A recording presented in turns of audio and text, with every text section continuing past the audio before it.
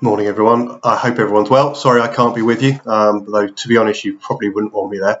I think it's better I stay at home with my box of tissues.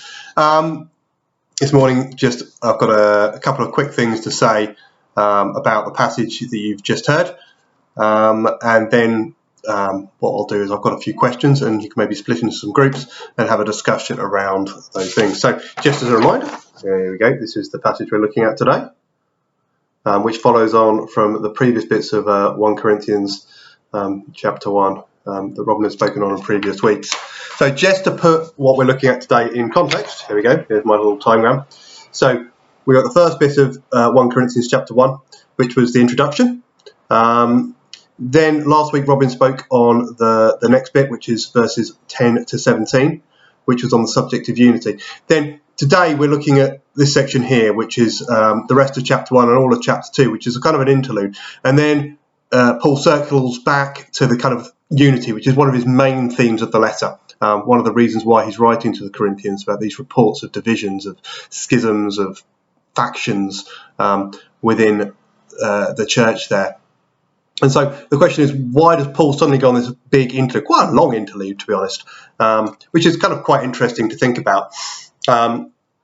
When Robin finished, I think the final verse was this one here. So it says, this is what Paul talking, and he's talking about how he preached the message, not with wisdom and eloquence, lest the cross of Christ be emptied of its power. And Paul there is talking about how he spoke when he was in Corinth. And he was saying that it wasn't his clever words, it wasn't his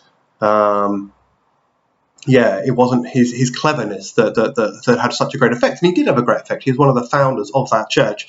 But Paul is trying to downplay the significance. And part of that is because he's trying to stop this factionalism that Robin was talking about after, these different groups forming in the church saying, I follow Paul, I follow Apollos, I follow Peter. But particularly the people who are likely to give most credence to this letter from Paul are the people who look up to Paul, people who respect him. And he's saying to them, was like, well, while you may have really appreciated those words of mine, you may have thought they had great power and great impact. Actually, it wasn't anything to do with me being clever. What it was God. God was using me. I don't think Paul's stupid enough to expect people to think he was a bad public speaker. You know, his is a very famous, one of the greatest evangelists of all time. But he is saying at that outset that it wasn't my power, it was God's power that did this work, and God's word. And that then leads Paul on to thinking about, well, what is it actually that I've been saying? And he then calls it this foolishness, this foolish message of the cross. Which is a weird term because, there's nothing about God that is foolish. God is the personification of wisdom. But, in almost ironic way, he calls it the foolishness of the cross. And what Paul means is that this message of the cross cuts against what society expects. It challenges society, what society thinks is wise, and what God teaches are wise are in opposition. And so, if Paul is speaking wisdom from God, people whose hearts aren't prepared for it will just think it's a load of rubbish. And so, in reality, the glory shouldn't go to Paul, it should go to God. And that's the message that Paul's trying to get. So this big interlude. But Paul is absolutely fantastic at doing this. I quite often think in Paul's letters, he starts on a subject and then he gets an idea, and you can just see he's excited, and he just goes off on one. And this is the inspiration of the scriptures being inspired. This is what it means. Paul's writing a letter to the Corinthians about unity, but then he has an idea, and the Spirit takes him and says, this is something important, this is something you need to expound on. God knows this is something that the church will need in the future. Maybe the church in Corinth don't need it now, but the church in the future is going to need to understand this concept of the foolishness of the cross. And so therefore I need to put it down. And Paul gets excited, and Paul allows the Spirit to take him on that journey and to write that down for us. So the foolishness of the cross. So what I wanted to start off by thinking was, if Paul says his words aren't eloquent, his words aren't clever. He said something out. Here we go. His words aren't clever.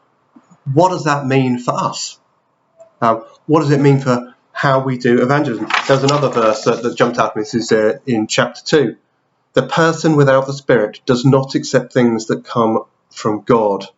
So it's saying a similar thing in another way, that it is God's power at work in someone that means that they will hear words that are spoken to them, and not the message that is given to them. And so, we don't have to necessarily be clever.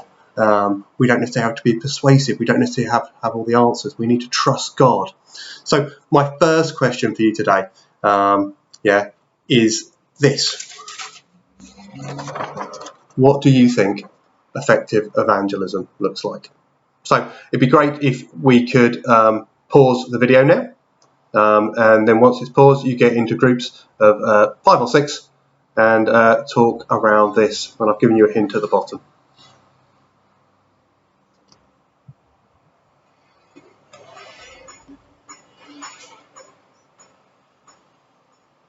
Right, hopefully they did manage to pause that, and I'm not just carrying straight on.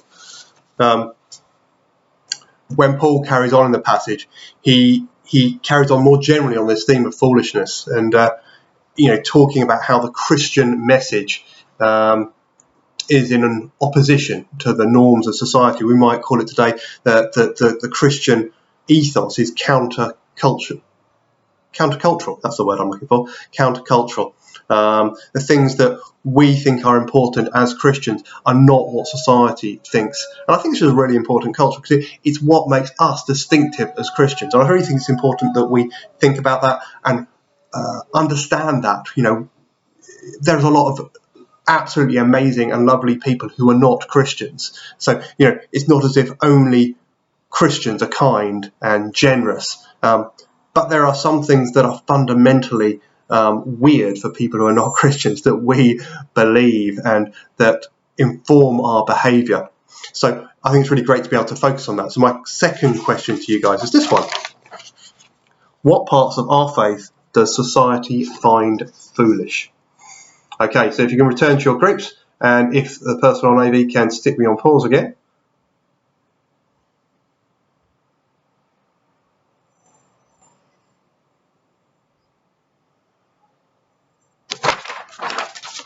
Right, and finally, and this is the last one, I promise you, with all kind of good sermons, you have to have 3 points. I have to have 3 questions. I will make no apologies for that whatsoever. But also the other important thing in a sermon is we think about how what we've been discussing, what we've been looking at, and how we can actually then apply that in our day-to-day lives. So my final question to you is this.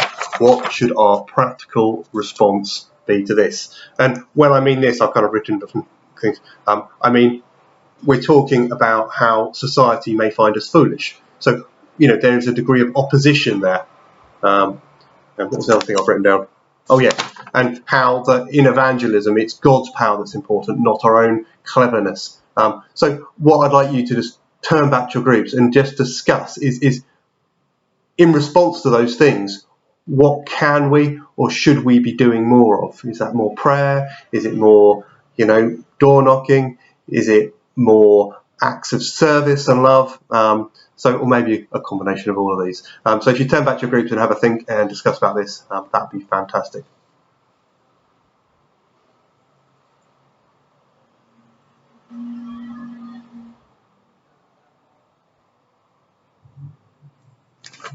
Great. Thank you very much. I hope they've been some interesting conversations, and hopefully I shall see you next week when I might not feel quite so grotty. All right, cheers.